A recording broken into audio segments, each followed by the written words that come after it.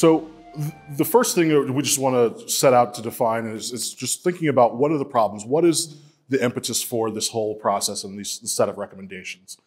When Better Together started in late 2013, we really found a few things that over the course of our research, that were true. The government that we have in St. Louis City and St. Louis County is expensive. When I talk about local government in the context of this evening and these recommendations, we're looking and thinking about specifically St. Louis City, St. Louis County, the 88 municipalities in St. Louis County, and the 23 fire districts in St. Louis County as well. So that's really where we started from our process standpoint. And what we found is that those governments spent about $2.5 billion every year on local government services. So we were citing the statistic and we were out talking to folks in rooms like this and really found that people didn't have any context for that. So when we looked to understand how does that number stack up to what other regions do, we found that St. Louis actually spends $750 million more than places like Indianapolis on comparable services. So we know that what we have is expensive. We also know that this system is really set up and has great disparities across the services of the regions. In some communities, you have everything that you might want from your local government, whether that be from the police department or the parks department. Things are really great there, but in other places, some communities are really struggling to have even basic levels of public safety services. And as I'll get into a little bit later, that is really unacceptable on its face, but it has real human consequences. And so we want to make sure that when thinking about our government structures, that they're not exacerbating other societal issues. In particular, we saw, in addition to disparities in policing and in many of the other areas of government that we studied, we saw that we had municipal court fines and fees being used to help fund governments in a way that was having an incredibly negative impact on people's lives, particularly around in certain parts of the county, and particularly for African Americans and lower income individuals in this community. We also found that this system of government created a really perverse incentive to have this internal competition where we're competing against our neighbors for the next big box development or for the next big thing that might be coming to the region, rather than us as St. Louisans trying to compete with Kansas City or Nashville or Chicago or Indianapolis. We were shifting jobs from around the region rather than growing the economic pie in the region. And that was not really serving any of us well. We continue to see population decline in both the city of St. Louis and in St. Louis County. The 2010 census in St. Louis County was the first time in its history where it lost population. And the most recent census estimates show that that is continuing.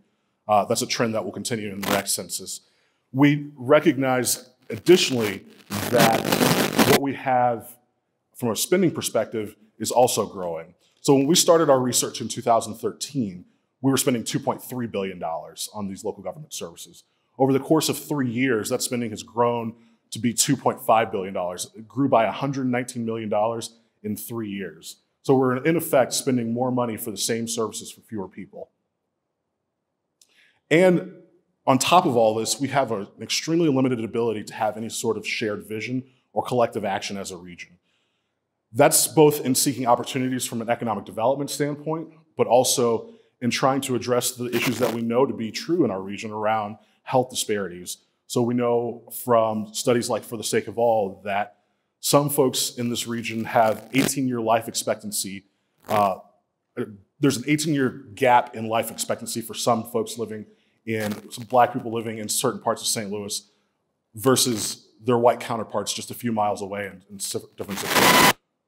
And we have really no mechanism to address that at a regional level. There's no single decision maker. We have a mayor, we have a county executive. They don't necessarily answer to each other. The municipal mayors don't answer to each other or to the county executive, and there's no structural way to say this is who we want to be moving forward as a region, and this is how we're going to get there. We have an increase in taxes that's just prolific.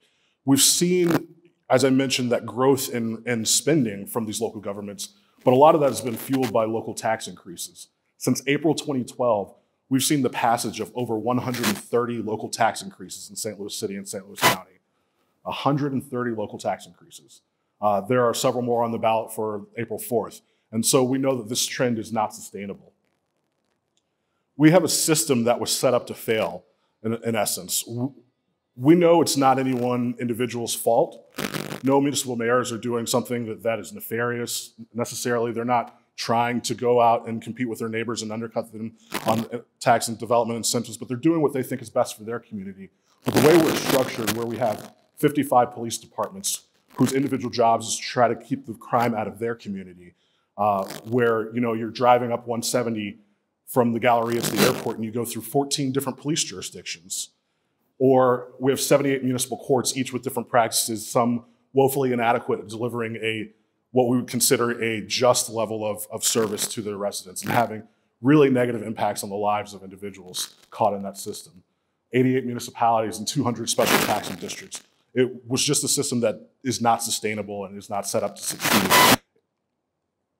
So from that, we recognize that St. Louis needs change. So our organization, when we were founded in 2013, was set up to look at these municipal governments, and we were founded by a group of civic leaders who had an interest in addressing the divide between St. Louis City and County. But what they found was that they quickly found there was little to no information to inform any kind of process or decision-making around that. There was nowhere you could turn to see, here are the budgets from all of these governments, and here's what we spend as a region. This is the number of police departments we have. You had to sort of go through and manually figure that information out. So they set up our organization to do that work, and we did our studies in 6 different areas of local government: public finance, economic development, public health, public safety, parks and recreation, and general administration, just to understand how do we deliver those services today, what are best practices, and how do we as a region stack up to those best practices so that we can think about how we want to move forward in the future. From there, we took a step back and said, okay, what are the common threads across these individual areas? So we saw, again, that internal competition, the disparity in service provisions, and that lack of regional vision was present in each of those service areas. And we knew that St. Louis has a long and storied history of doing studies that don't really go anywhere. We have a lot of information about the problems in St. Louis, but we have a real challenge in being able to turn those things into action. And we wanted to make sure that this time was different on these issues. And so we formed a task force of citizens who could give a little bit of an outside perspective to help us to understand what the issues were. And they went about making sure that their process included the voices of the citizens in the same way that our studies did. You may have noticed when I introduced myself that my title is Deputy Director of Community-Based Studies. It's very convoluted. But community-based studies was sort of something that we took seriously from the beginning because we wanted to make sure that the information that we were finding in these different service areas was not just about collecting the data from these municipal governments, but about hearing about the experiences of the people who interact with these governments on a daily basis. What does this mean from a practical perspective, and what are the experiences of small business owners trying to get their business licensed, or people talking and going in these municipal courts, or people dealing with police on a daily basis? And that was really important, and the task force took that to a new level in trying to ensure that they understood the values of people in this region and how they understood our system today and what they wanted to see for the future of their community. So the task force was formed in 2017, 18. We had 7 town hall meetings trying to gather some information on that. We also studied best practices to understand what lessons could be learned from others who had walked this path before us, whether that was Nashville or Indianapolis or Louisville or Jacksonville. We tried to understand what those lessons were and what the best things that came out of their consolidations looked like. And then they released the recommendations earlier this year. So what did we learn? Out of those listening sessions, out of that research, we found that 4 major principles really emerged from those conversations and that research. Number 1 is folks wanted to see a unified voice for this region on economic development. They wanted to be able to say that when the opportunity came for the next Amazon or whatever that looked like, that we could have one voice and be able to pursue that on day one instead of mustering our energy to figure out where we're going to do, where we're going to have it, and that kind of thing. They also wanted to be able to be more proactive in pursuing opportunities instead of waiting for the next big Amazon, but on a day-to-day basis have that unified economic development voice from our government. They wanted to see a unified approach to public safety, particularly around the municipal courts and the policing. Obviously, we've had a lot of news about those areas in the last several years locally, and so that was front of mind to people And I think for a lot of us, some of us in this room, we're probably aware of the issues in some of the police departments in the region and some of the municipal courts, but that has become much more to the forefront of people's consciousness as far as how much of an impact that was having on people's lives. They're losing their jobs, they're being jailed for inability to pay fines over minor traffic violations. Those things really were disruptive to major portions of this community. They also wanted to see a more efficient use of tax dollars. We have this $750 million overspend. People would want to make sure that that's going towards the things they think are important in this community or back in their pockets. We know this is expensive, this is unsustainable. And the last thing we heard loud and clear is people wanted to see a maintaining of the cultural identities of these communities. That was really important for them. Whether they lived in North St. Louis County or in one of the neighborhoods here in the city or in South County or West County, that sentiment was universal. So we heard that loud and clear. So from that comes the recommendations for this new government. Break down what that means. A St. Louis metro city would unite the city of St. Louis and St. Louis County into one metro city, creating a new government to replace what is currently two county governments. We would have one metro city government with a metro mayor and a 33-member metro council. A united voice to address regional economic planning and development, better equipping us to create jobs for the people who live here and the people who want to live here. Consolidated human services, allowing us to better address the health, housing, economic, and safety needs of residents. One professional police department, municipal court, and metro city prosecutor, uniting efforts to address public safety and eliminating waste that harms our community. Preserving the neighborhood and municipal identities that many of us grew up with.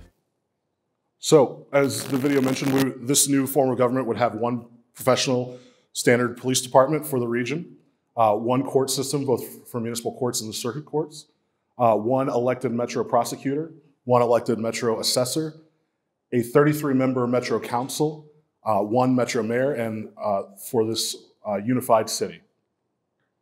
So if this effort is successful, if the effort for this is successful, this is a little bit about what that timeline will look like, and hopefully some of you got to view that on the poster board earlier, but there would be a vote in November 2020.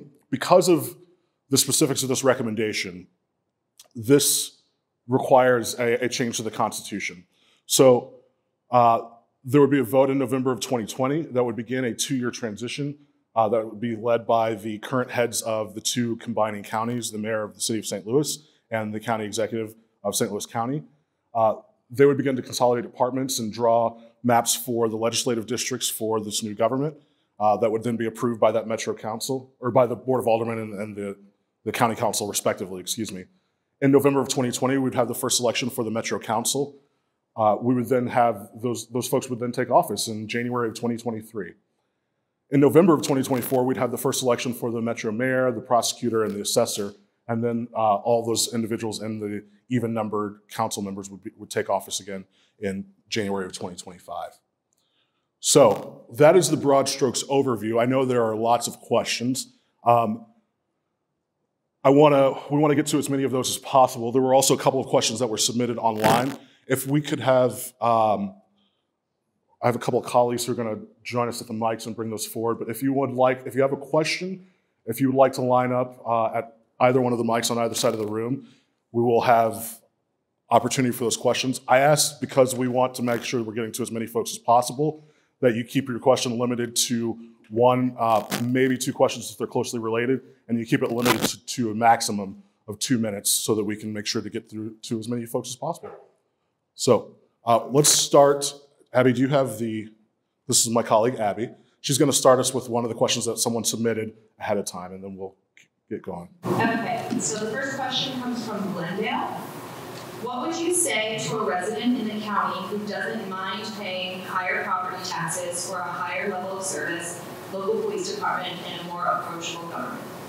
Okay, thanks for that, Abby. I would say two things. Number one, that option is still going to be on the table for the folks in Glendale.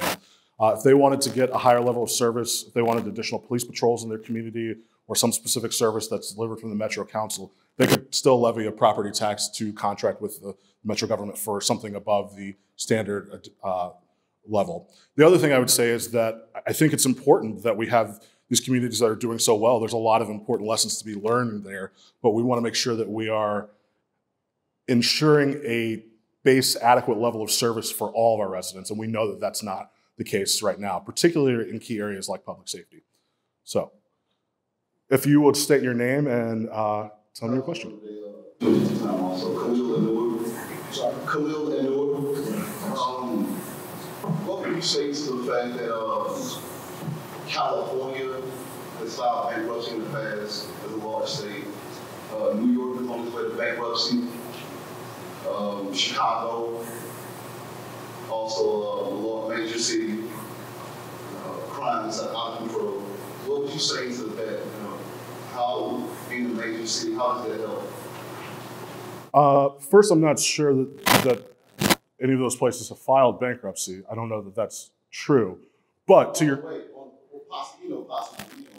okay, to your question about the size of the city being correlated with the crime, is that what you're trying to? Crime and also economics. Okay, so I think for us, it's not necessarily about prioritizing being a big city. It's about prioritizing us working together as a region, because we're all St. Louisans and we know that this is important for us to have a mechanism for common goals. Okay, can you clarify your question? I'm sorry. Major cities that are on the brink of bankruptcy. How does being a major city keep us from that? I understand being a small city, we understand the reason why they went out and left St. Louis City and created Sands and all the other counties. It was because they wanted to get away from the city. Okay, I guess I disagree with the basic premise that those places are close to bankruptcy. I mean, are we not reading the same Wall Street Journal? I do. Yes, New York City. Well, I guess we can disagree with that assessment of the facts. We're reading two different stories, sir. Okay, well, I don't know how to answer your question. So my question is, how does that help St. Louis economically being a major city?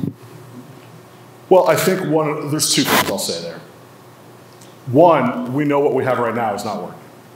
The city, for the St. Louis, we are losing population, both in the city and the county.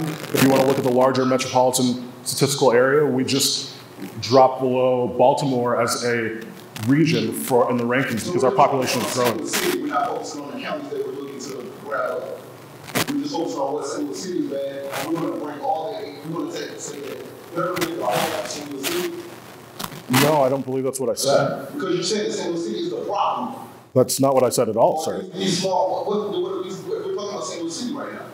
Let's focus on St. Louis City. How does that help St. Louis City? So, okay, so you're wondering how being larger helps St. Louis City. How being a part of everything up the St. George Church, how does it help us? Okay. So I think one of the things there is thinking about the reality of how it operates today. And right now what we have is a city that is in need of a shot in the arm, if you will. But I think more importantly what we need is a city that doesn't have to compete with its own neighbors for advancement and growth, and to be on at least level footing with other regions. And that, I think, is the key piece of this. We're talking, I'll be done after this, but sure. We're talking about a city like Chicago. Chicago has its certain parts. It's a major city, but it still has its certain parts. How does that break down the structure, the Great Delmar divide? How does that structure break down just joining us as a city? So I think one of the things I want to be careful about, thank you for your question, I think I have a better understanding of it, is that we don't view these recommendations as the silver bullet that's going to fix everything in this region. I don't believe that. It's a problem.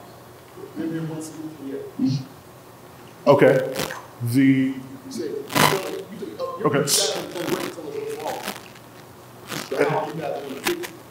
So it is my contention that a new form of government would allow us to address our problems in a way that we don't even have the ability to do so right now.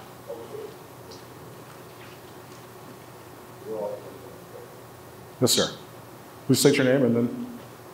My name is Andy Phillips. Good evening. Thank you for having this meeting this evening and for fielding questions. I have several points to this question. will we be seeing the new charter, assuming that this gets on the ballot in 2020, your proposal, will we be seeing the new charter before we vote for this initiative so that we understand what type of document and government will be in place? So the charter of the initial government will be the current charter of St. Louis County. That's right. But there's a new charter that you plan on writing. That's not really accurate. There's a process. The transition period calls for the heads of the transition, the mayor and the county executive, to propose a reorganization plan for the administrative functions of this new government. And that's in fact a charter on which the So, city and the county will work. the second part of that answer was that there is a requirement that be public process, that there be public input on that, and that it be approved by the Metro Council. So it's been said, and maybe it's inaccurate, so this would be a good time to clear it up, that that charter will be generated largely by the Metro mayor during the period of transition before that official has been actually elected by citizens of the city, and that charter or document that we will operate under is only up for rejection by the 33-member council according to the printed documents, and that can only be rejected by a majority of 2/3 of that council, and they only have 30 days in order to reject that. And that seems to be what the documents say. Could you clear that up, please? So the Metro mayor and the transition mayor, so the county executive and the current mayor, who were elected by people in this region, will be the ones crafting that. There will also be public input as a part of that, and yes, it will be approved by the Metro Council or not approved by a 2/3 majority. So it's not true that they only get to reject it with a 2/3 majority? And I just said that days that is to do true. that? I just said that it's true. Okay. Yeah. All right. That's in the amendment language. And how does the council get selected? The council will be elected by the citizens of St. Louis. During the transition period? Yes, that was part of the timeline. In November of 2022, that's when that election. So it's not a matter of people who are appointed Oh, now no. who will continue in that position, like the Metro, like the county executive will continue for a 2-year period being unelected by the citizens of the city. That will be different for the council? The council will be elected in total in November of 2022. And let me talk about that piece. That's after the transition, isn't it? No, that's during the transition. It's the end of it, isn't it? That's during the transition, and they'll take office in January of 2023. So they'll be unelected for a period of time while, in fact, this plan is being implemented. No. The Board of Aldermen and the County Council will still be around during that period. Right. But they won't have been elected for this job. They'll have been elected to do what they're currently doing. The people will not have voted on them to implement this. I think the people voted on them to be in office, and by approving this proposal or the proposal in front of us, will be part of the charge. It's passed by people out of the state, not by the people of the city or the county. And so you basically, by taking this out of the state, are overriding the people who voted for those representatives, aren't you? No, we're going through the legal process that is established by the Constitution. So let me talk about that part. Okay. Thank you very much. Thank you. So the way that the city and the county are structured right now is actually baked in the Missouri Constitution. Particularly the recommendations that are set forth in the amendment that Unite STL has put forward, the pieces around consolidating the police and the municipal courts require a constitutional amendment as well. So there's a process in the Constitution called the Board of Freeholders, some of you may have heard of, that where the mayor appoints 9 folks, the county executive appoints 9 people, the governor appoints someone from outside St. Louis, and they have a year to come up with a plan that can be voted on locally. We researched that process as a part of the task force. And what we found is that when we got to what the principles were that people said they wanted around consolidation of public safety and the preservation of their local communities, that those things were incompatible with the Board of Freeholders process. And so it took a constitutional amendment through the traditional means to bring about a new form of government, which is what this would be. is an entirely new form of government to the state of Missouri. It's similar to what many other areas and regions across the country look like, but it's not what we have in the state. So that's why that process is necessary. Yes, sir. Will you say your name? And then... David Lee. You noted in your answer to that first question and in the proposal that this needs to replace a lot of the special taxing districts, a lot of municipalities across the county and the city. It allows municipalities to levy their own taxes if they decide that they want to provide additional services or increase services. Can you specifically talk about how you think this proposal prevents the current kind of haves and have-nots situations where you've got wealthier municipalities that have better services than poorer municipalities that don't? How is leaving those taxing possibilities in place going to be more equitable for underserved populations? So one of the, we had a lot of internal conversation about that very question. And one of the things that we recognize is that if you look around the country, I think it is not realistic to expect that everything is going to be the same everywhere and on all fronts. I think that's just one of the realities that we recognize and that we currently live in. However, what we have here, the status quo, is that some areas are not even receiving some of the most basic levels of service at an adequate level, like policing and like municipal courts. And so by having those functions and having some key services delivered at a regional level, we can have a base professional standard around those services across the region. And if there are communities that want to have something above and beyond what that base is, that's where that extra taxation comes in. Thank you. Yes, sir. Oh, sorry, I didn't realize. Go ahead, sir. Okay, two interrelated questions. What's your name? Sorry. Oh, my name is Rick Rosen, and FYI, I live in the city in downtown. And the two interrelated questions. First, has there been a change since the first announcement of the specifics that Better Together was proposing with regard to how long the county executive would stay in office as the interim leader? No, there's not been a change to that. No, sir. Okay. Now, I'm going to try and ask a question that's not so obviously what I expect the answer, but it's not going to be easy.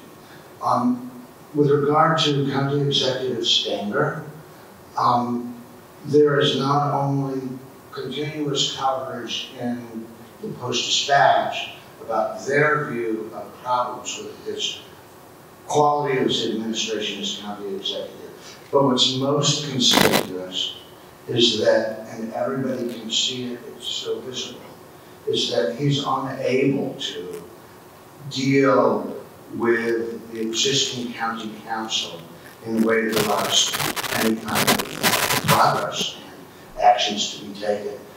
If he does not have the qualities that are necessary for this highly important position that you're placing him in, why wouldn't that be a deal breaker for somebody who thinks the idea is good, but since he'd be the one with the profound power to really shape that new Metro City charter, I got to vote against this. Why isn't it a deal breaker? So I think, one, let me just talk about why the background for that structure of transition, and I think perhaps that'll help. One, when we looked at other places, one of the things we saw was that stability during the transition was the first priority. Ensuring that services are continuing to be delivered as this new government is being stood up, ensuring that that business can still go on, that people are getting police services and things like that. And so that's why we wanted to have two folks who are coming from, who are not brand new to this new structure, helping to lead that transition. Or to this region, or to elected office in this region, helping lead that new structure. Can you restate your question? Okay, if indeed Stanger's actual skills and capacities for this kind of position are as they appear to be, why wouldn't that be a deal breaker where somebody who favors the idea in general would have to vote no?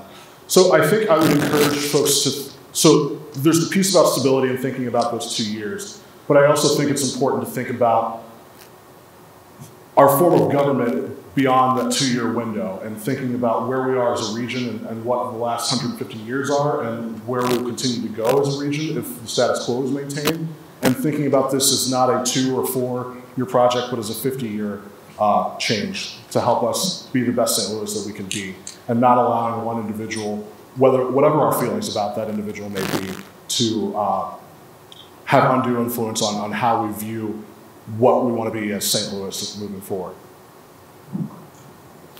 Thank you. Let's go over to this side. Yes, ma'am. Thank you, Mr. Malone, for the time to come here tonight to speak with you.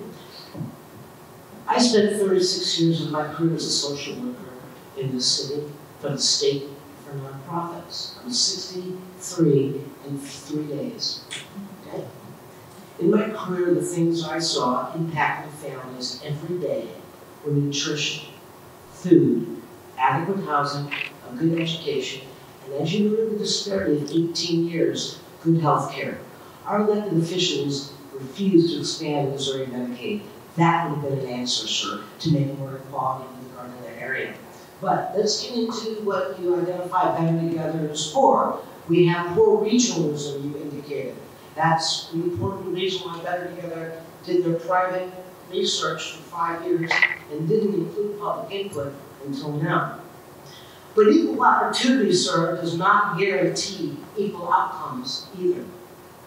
And St. Louis needs to use the already combined economic partnerships to address what Better Together is saying is the reason. They want a constitutional amendment, which, by the way, 73% would be voters outside this region to the 23% that we would be here in this area. That's pretty big odds to overcome. And ladies and gentlemen, this will go to a vote of the people. They're spending money to get the signatures. It's going to happen. It really will happen. And to the gentleman's point with regard to Mr. Stanger, the Chamber of Commerce, the St. Louis Economic Development Partnership, the Civic Progress, the Regional Business Council, and the newly launched subsidiary today, St. Louis Regional Economic Development Alliance, they are the groups that are responsible for bringing new companies to our region.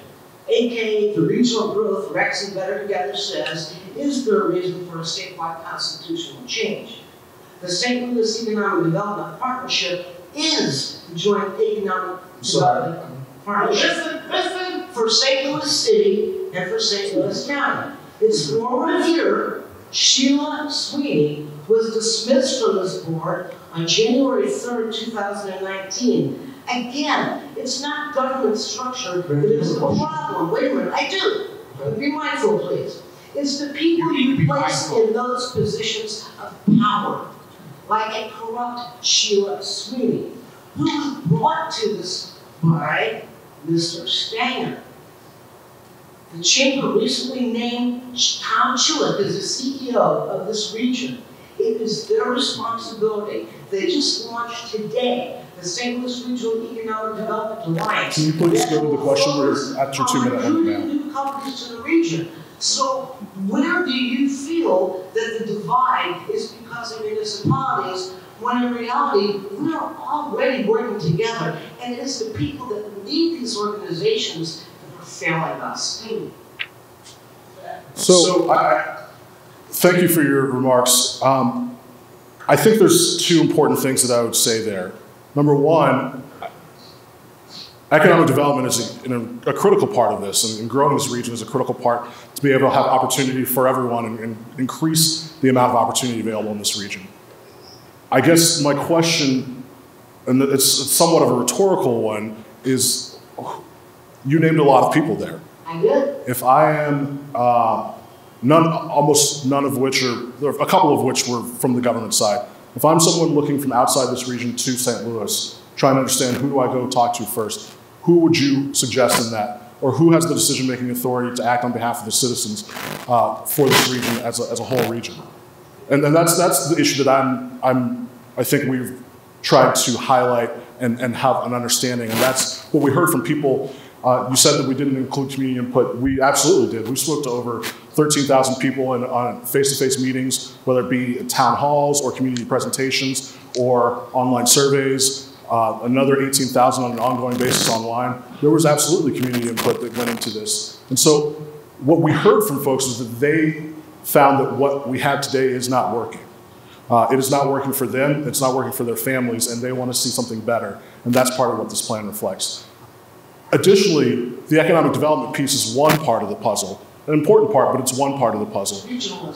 The other piece is thinking about how we deliver key services like policing, like municipal courts, and ensuring that there is an adequate level of professionalism and standard that can be relied upon for anyone as they travel about this region, whether they're going to the airport, they're going to UMSL, they're coming downtown, that we all have a base level that we can rely on. So that's what I would say. I'm going to allow you to respond very, very briefly because I know you've taken up quite a bit of time and there's folks in there. Missouri implemented SB 5. Our police departments are being accredited to CALEA. Our police departments in this county will have the highest number of CALEA certified police departments. Yes. Did the Brown situation create an eye-opening situation? Yes. But our elected officials implemented SB 5. We are working well together already. We don't need to make it worse. Thank you. Thank you for your comments. Just very briefly to respond to the couple of things that you highlighted. I think Senate Bill 5 and the police accreditation are, first, we're extremely glad that more cities are taking on the step of becoming self-accredited on their own. There's two things I would say. Number one, Senate Bill 5, which addressed municipal court reform, some of those pieces have already been challenged in court by the municipalities, and some of them are not going to stand up and be a part of what we know moving forward, including the piece that requires versus it being a voluntary process for police departments to be accredited.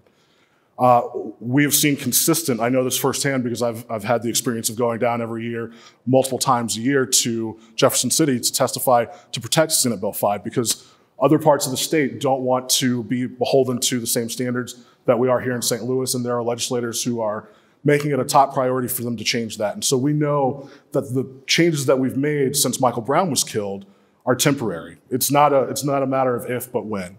And we need something that is more able to address the problems we have in St. Louis on an ongoing basis.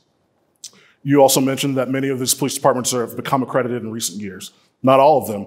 And I think the places where all of those, where you're not even seeing progress, are the places that most need improvement in the professionalism, please. Kevin Chow, St. Louis City resident, second generation citizen and all lifelong St. Louis resident.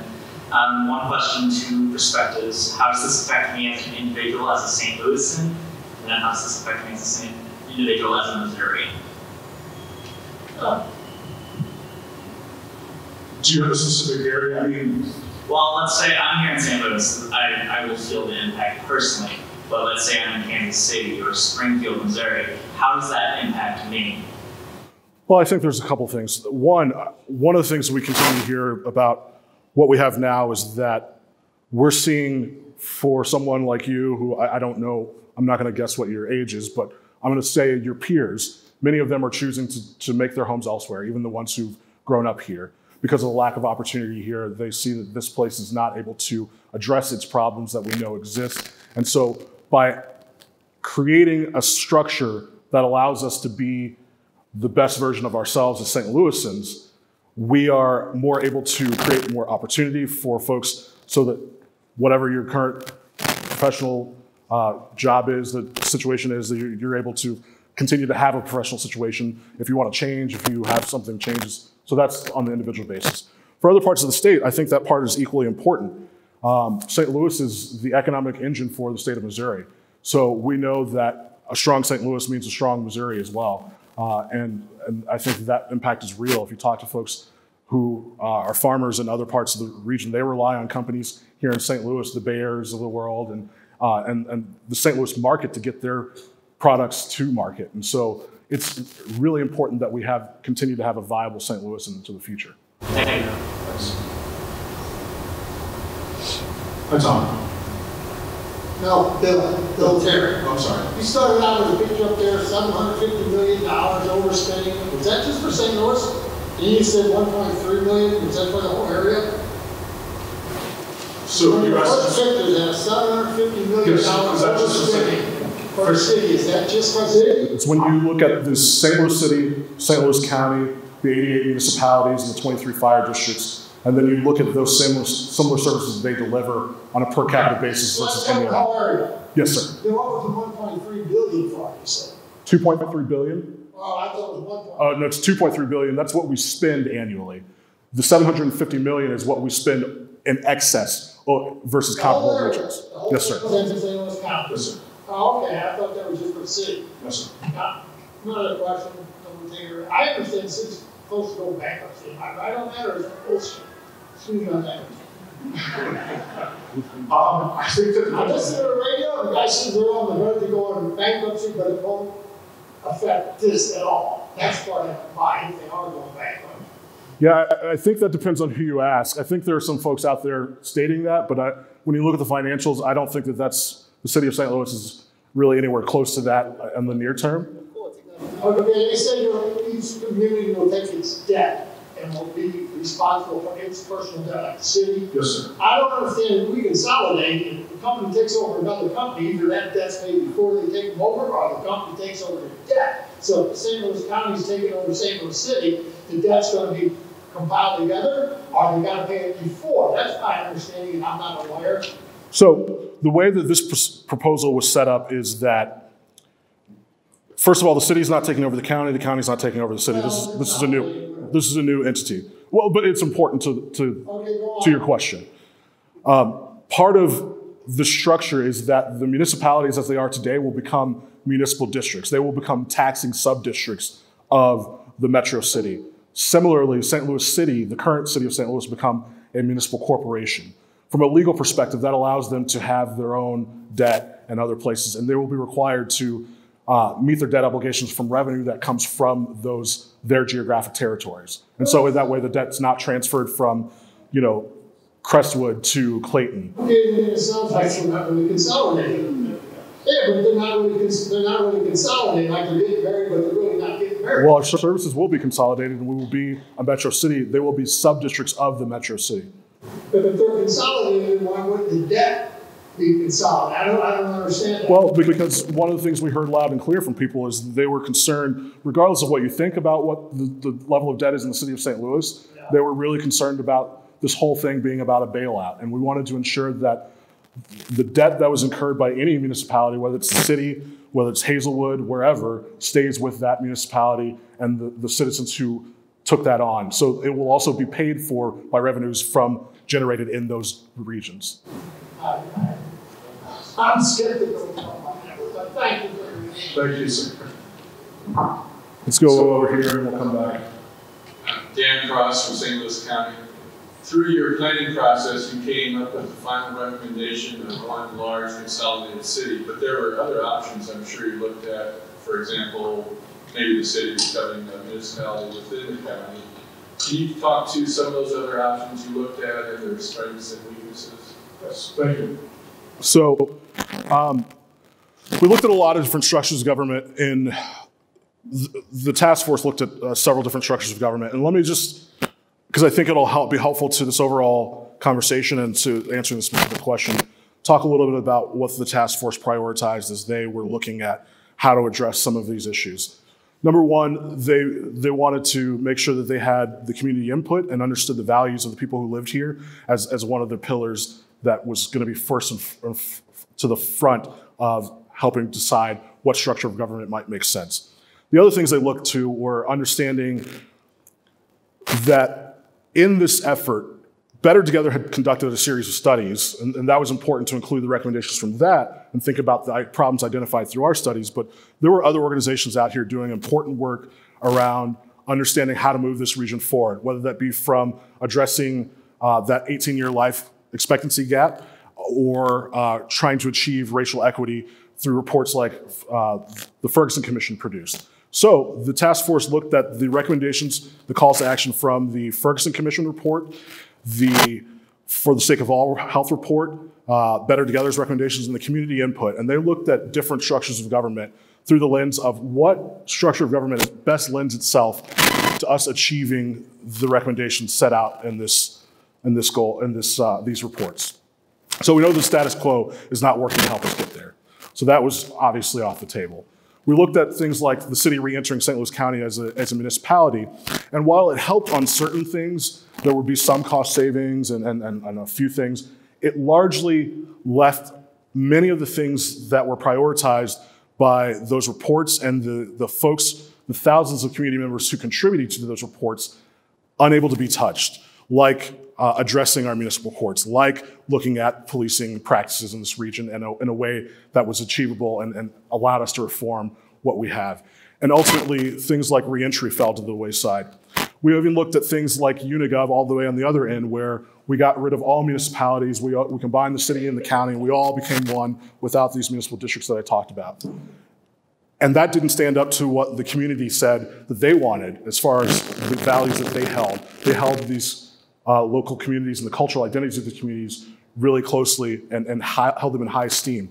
And so what ultimately became the reality is, and clear to the task force and to us at Better Together, was that something outside the box needed to be considered, and we needed to think about something new. And that's why we came to this reality of a new form of government was needed for our region to address the specific and unique needs of our community. So I hope that in part answers your question.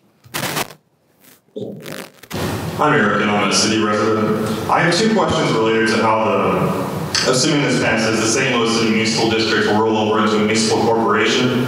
How will the issues be for, say, bond issuance for say, like current capital improvement projects in the city versus the waterworks, versus, say, if Kirkwood wants to improve their electrical co-op? There be any difference in the credit of how each one of those is issued? Would one be issued by the metro government, or would one be issued by the municipal corporation? And secondly, will the municipal corporations hold the power to enforce, say, certain existing city ordinances such as historical housing standards? Okay, so I'll take your question in two parts, and I don't want to tell you the wrong answer. So the first question, the way things are today, as far as how the structure of who has the bonds and all those things will continue into the new structure of government.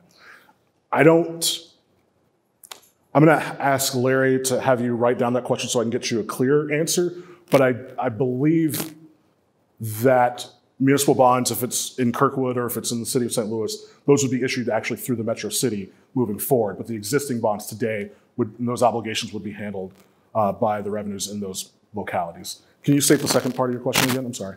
The second one would be, how would the municipal corporation, would they have the ability, assuming the charter allows them, to enforce, say, existing codes such like historical building standards? So all of the ordinances of the municipal districts become ordinances of the Metro City. And part of that transition process requires the counselor, the Metro counselor, or an attorney appointed by the transition heads to do a full review of all of those ordinances to see where the conflicts lie and make recommendations to the Metro Council on how to address those conflicts. But specific to places like historic districts and all those things, those wouldn't be in conflict with something happening in a neighboring community, so they would continue to exist. Yes.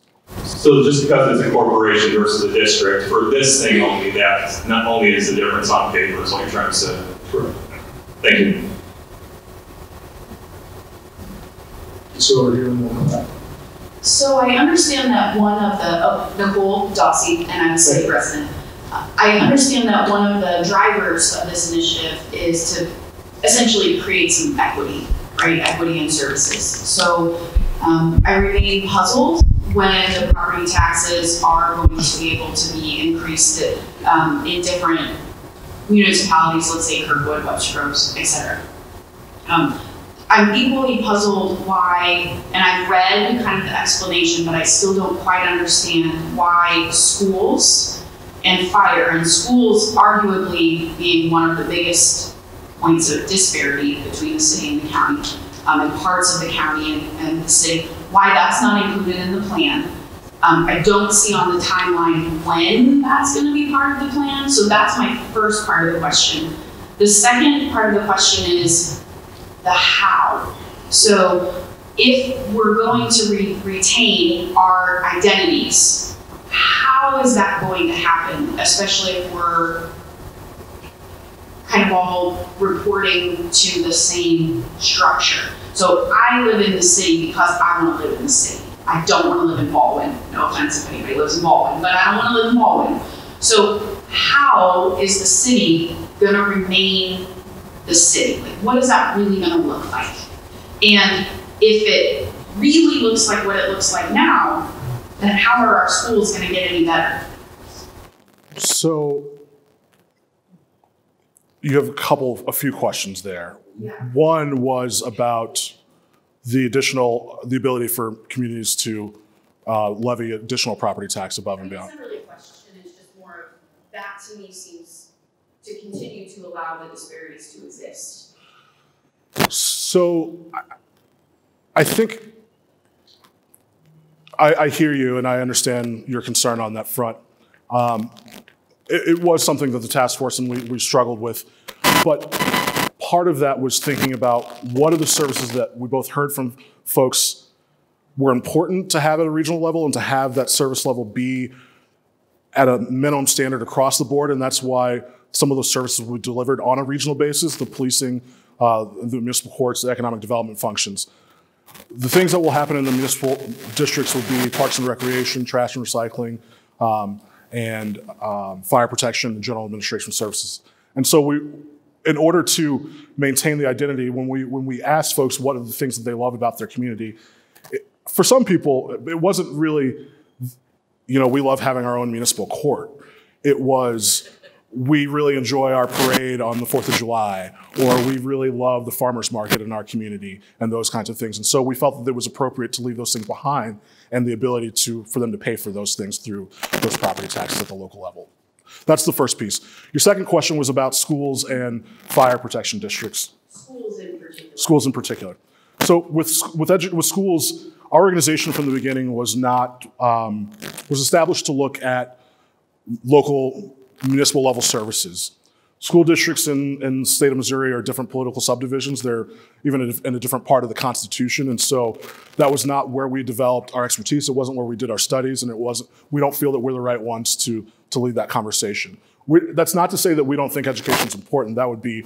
Are there plans for someone to look at how that would factor into this? We've had conversations with other organizations interested in this.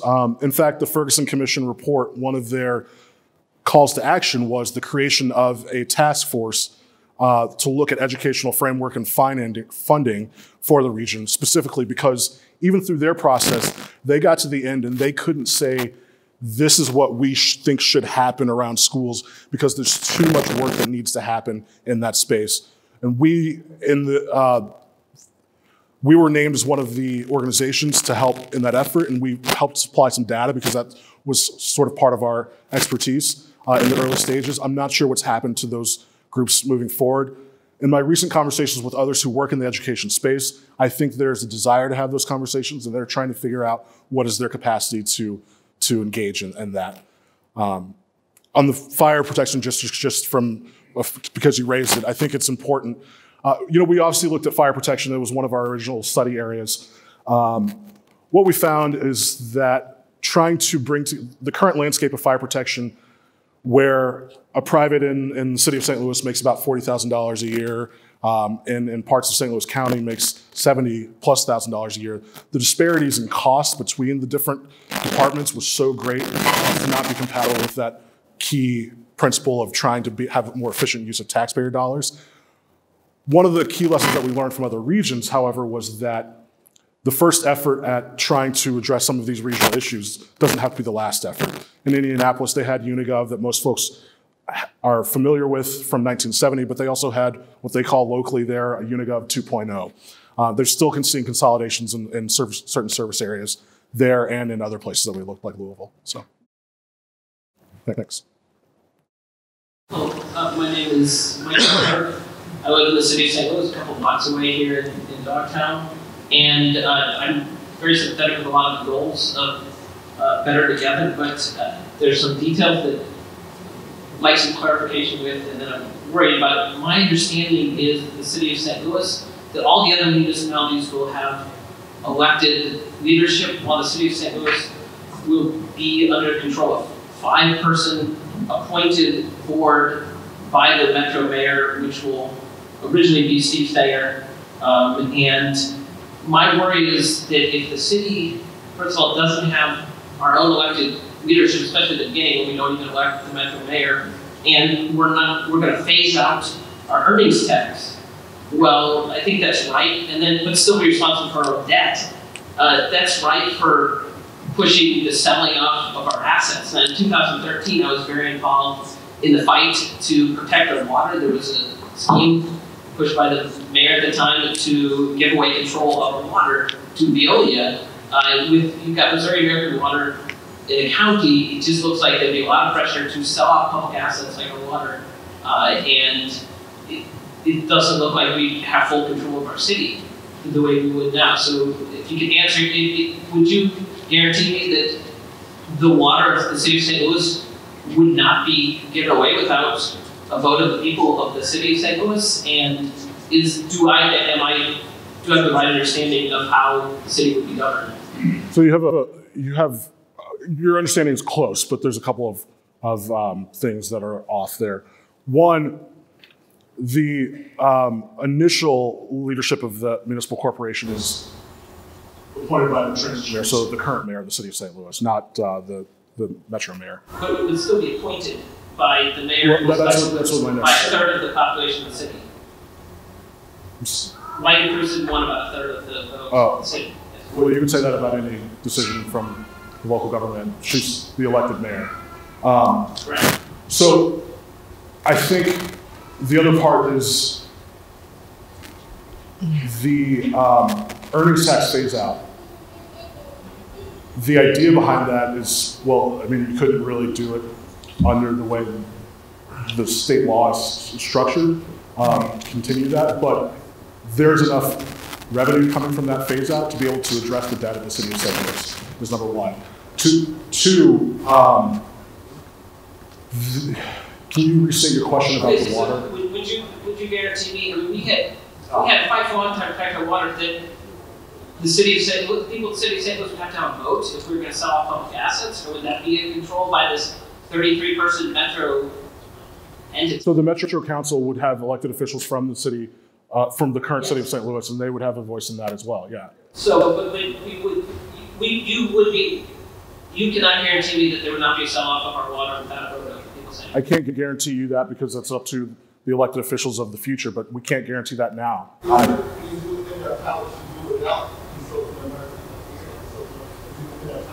No more so than it is now.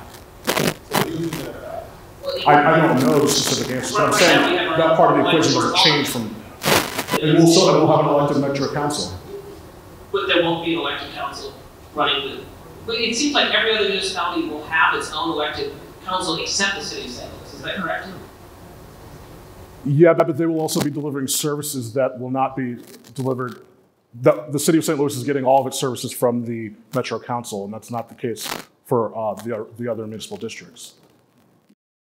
Okay, so it is the case will be appointed, and we will not have an elected council for the city. The Metro Council will be the elected council for the city.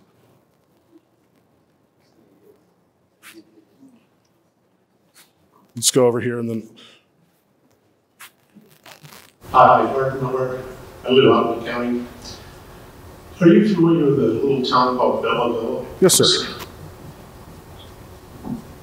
What happened to Belleville?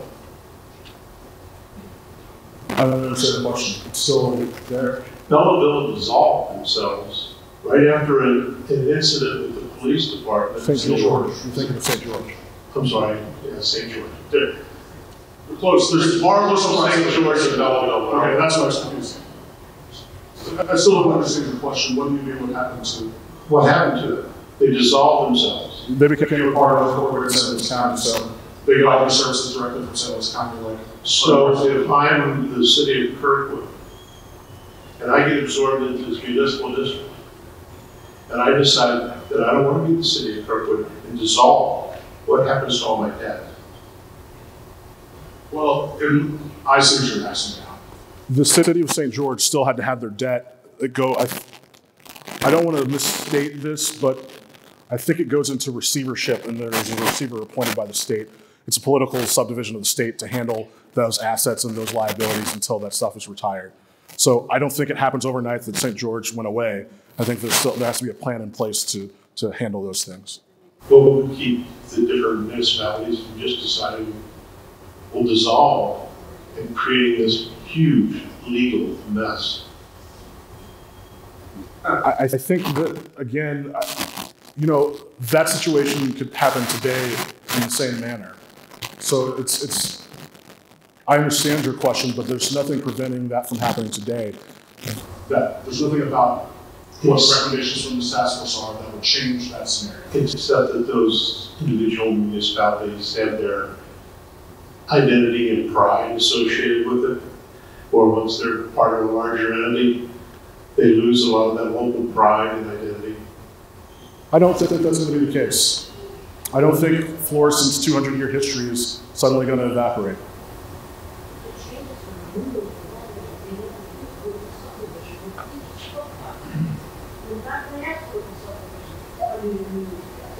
That's not true. There will be sub-districts of the measure.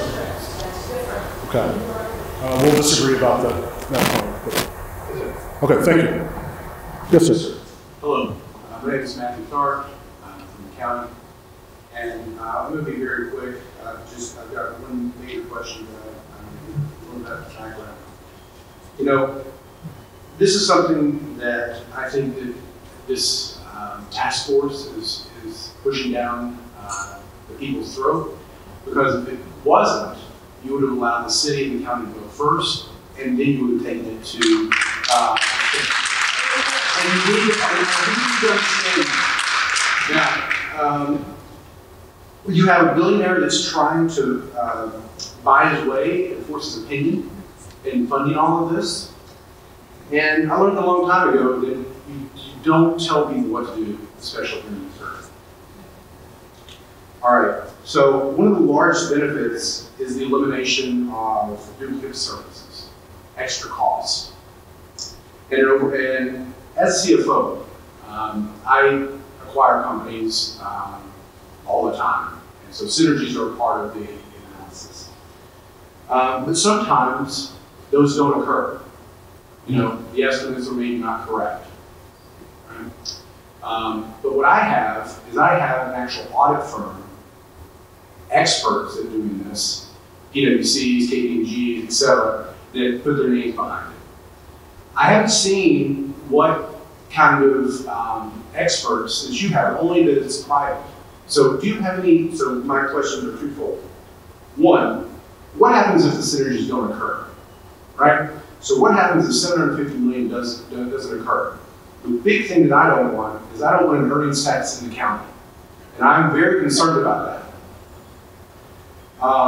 And then I think the other piece is, have you ever thought about actually bringing in an expert, an actual financial expert, to validate? And I would have a lot more confidence in what you're presenting if you had someone that put the stamp of approval, that you actually had a budget before, not after. A lot of this is on the come. You're betting on the come. You're betting that, you know, in 5 years this might happen. I want hard and tangible, and that would give at least me a little more comfort. Thank you. Thank you. You raised a lot of issues there. I'm going to try to address them quickly, perhaps not in order. But your question about the financials, the process for the task force involved consulting with budget experts from St. Louis City, St. Louis County, and from the private sector to make sure that our assumptions were correct. But the first and most important piece of this was about ensuring that whatever this new government is would be solvent. And so we thought about putting out a budget of this is what the budget could look like. But the reality is those decisions are left to the elected officials of this new government. And so we need to make sure that our job isn't to say, this is what this department will be funded at, but to know what a reasonable level is based on where we are today, based on what efficiencies might be achieved through attrition and some assumptions that are laid out in our studies. And that's what that basis of those savings is. I'm sorry that that's not up to your standards, but the state auditor, pronounced that the savings would be unknown, but up to $1 billion annually by 2032. So, the other parts of your question. Why don't you spend some of your money on a firm to do the analysis? So two things. One, the state vote. Yeah, we thought about that. We spent a lot of time looking at that issue, and what we came to was a couple of conclusions. Number one, this is the legal pathway that is laid out. It's the most likely that you'll be able to pass it. If you really wanted it to be done, you would allow the citizens of the city and the county to make that decision. You're claiming it's a legal issue. If it was a legal issue, all you're doing is you're trying to shortcut the system, and I think that is key. You're trying to go around the system. If you allow me to respond, please. Yes. Please address the fact that you're trying to shortcut the system. Why is that? Why would you not allow the city and the county residents to choose and then go to the state? And it's so obvious to me that you're trying to go around. As people locally vote, they want to then change. Exactly. Why not do it? Why not? I'm trying to answer. Yeah. So we chose the pathway that the law prescribes. That's A, number one. There's a second part of the sentence, folks. So the other reality is, in thinking about having subsequent votes like you've described, we know that our work as an organization has taken far longer than what we anticipated when the organization was set up. And there's the reality of what we have today and how it's affecting people in their daily lives, particularly when we look at areas like what's happening in the municipal courts. There was a story in the Post-Dispatch a couple of Sundays ago highlighting once again the impact that people are having from these systems. To say, let's delay this even further, is to not recognize that what we have is a system that is not benign. It is not just this sort of easy system that is, working for most folks, and some folks it could be a little better. It's truly harming people's individual lives and their livelihoods and their ability to thrive in this region. And there's action that needs to be taken on that front. And so that was where the decision was laid.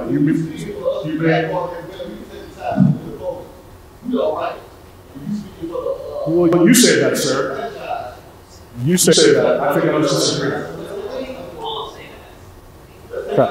Well, we're just going to disagree on that point. So your answer is that it was the most expedient solution. It was the fastest. It was the one that was most likely to address problems, the very real problems that are plaguing us. No, I also reject that. I think we will have the majority of support in the city and in the county. You can disagree, but I reject that premise. So I'm going to go on to. You answered the point about savings. I did. What happens if it doesn't happen? Well, there's still revenue. I mean, the savings are projected. It's not like all the revenue that goes away on day one. That's not what happens. I can't say what the budget's going to be in 10 years. I'm sorry.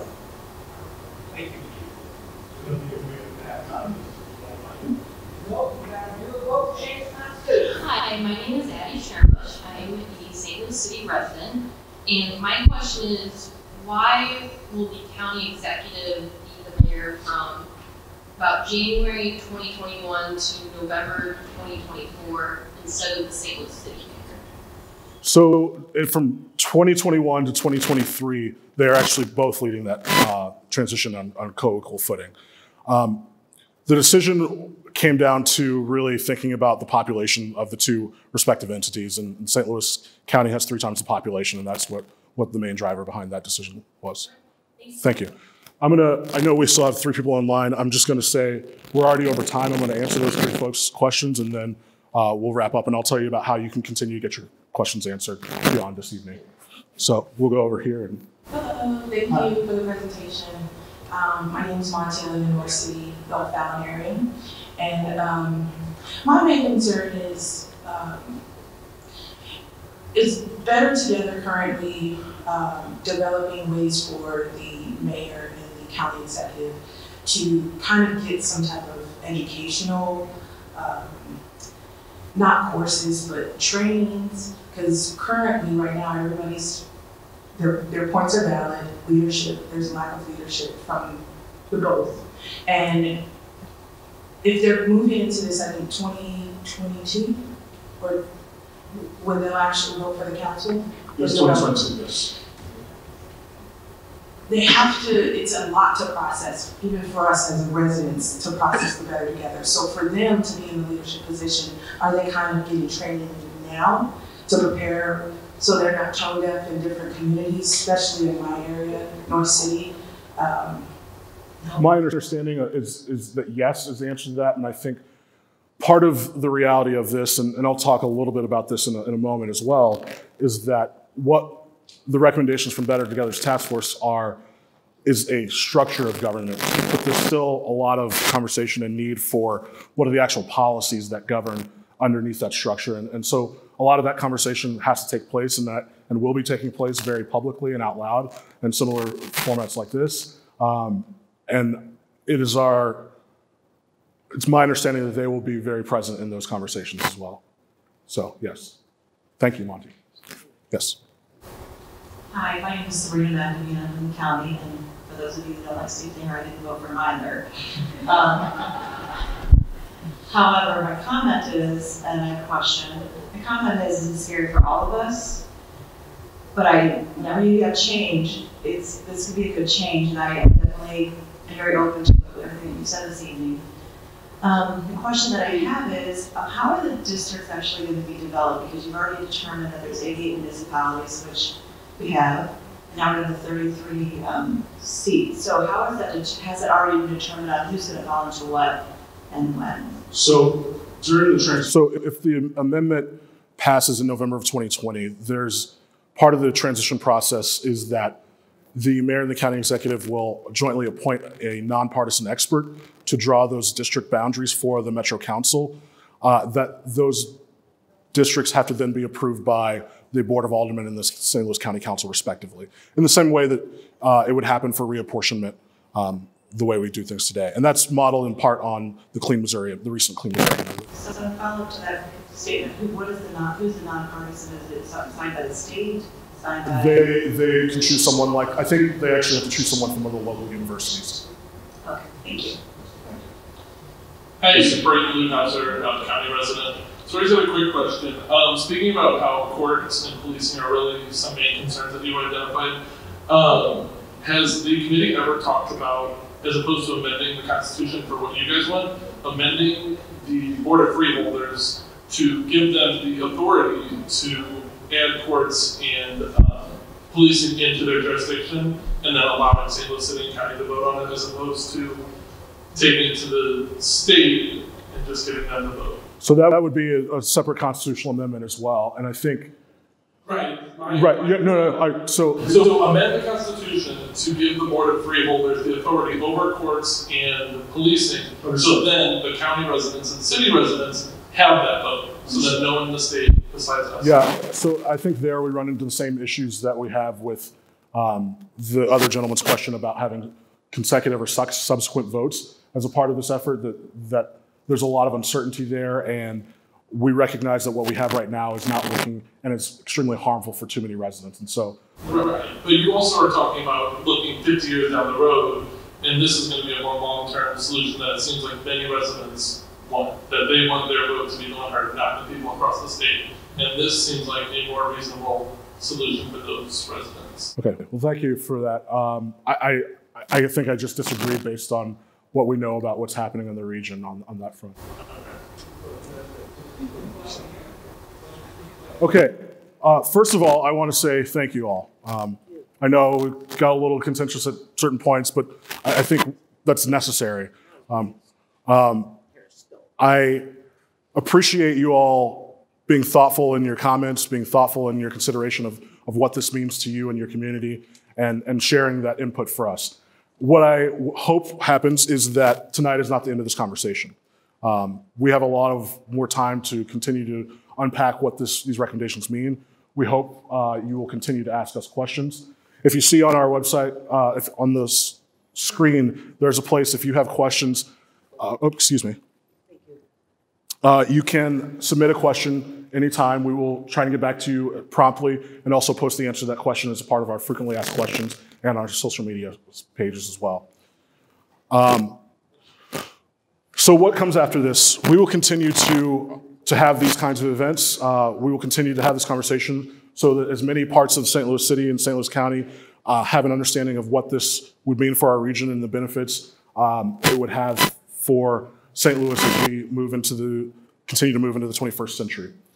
We invite you, if you have an opportunity, you are a part of a neighborhood association, a civic group, or you just want to have some folks around the table and at the local bar to have someone from Better Together come and speak to your group to answer the questions like we did tonight. We invite you to go to our website, bettertogetherstl.com, submit a request for a speaker, and we will send someone out. Can I have the organizers raise their hand? There's Larry over here. We've got Abby, Jack, and Molly, and Will here. Those are the folks who are working on this team and will be happy to help in those ways. If you want to meet with someone one-on-one, we invite you to do that as well. I mentioned ask anything. There are also cards. Those individuals have cards here. If you have additional questions that come to you now or you want follow-up on a specific issue, we invite you to write those cards down and we will follow up, have someone from the organization follow up to make sure that you have your question answered. I think information is the most important part of this piece. And continue to learn more. We're really grateful for you taking the time and being here with us tonight. We're extremely grateful for the Carpenters for allowing us to host the event here. They've been fantastic hosts and we hope you had a great evening.